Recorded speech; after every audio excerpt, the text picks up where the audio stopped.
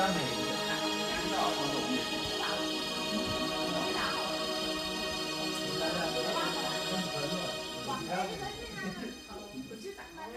比较出名的，你看中国电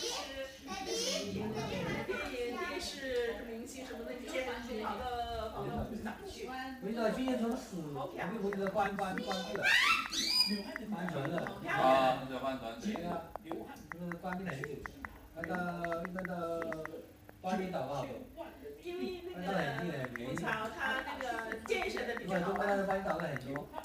巴厘岛也就那样，海边嘛。那海边呢？你们到那个中国飞过来大概来回就是4天，1200多块钱。其实叶林他们就喜巴厘欢。岛上次我们去，好像感觉没有什么好看的嘞。其实那个海边。没什么东西的吧？其实那个海边又不干净。那家里面搞一堆啊。不是很多人在晒太阳，老外喜欢在晒太阳，就是。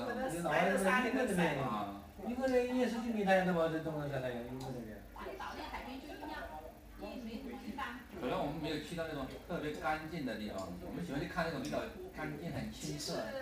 嘉明。嘉明啊。嘉明比较好，嘉明因为它开发出来没多久。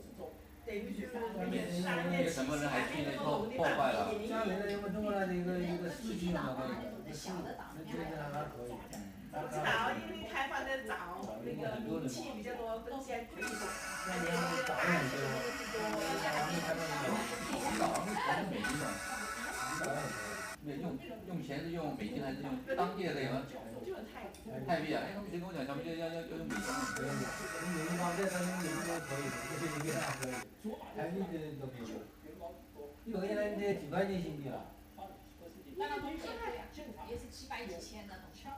泰币它是23块多啊。现在23了，上次我们去大概25。他们只放到24不到吧？原来是说25啊。我们那时候是到25。这次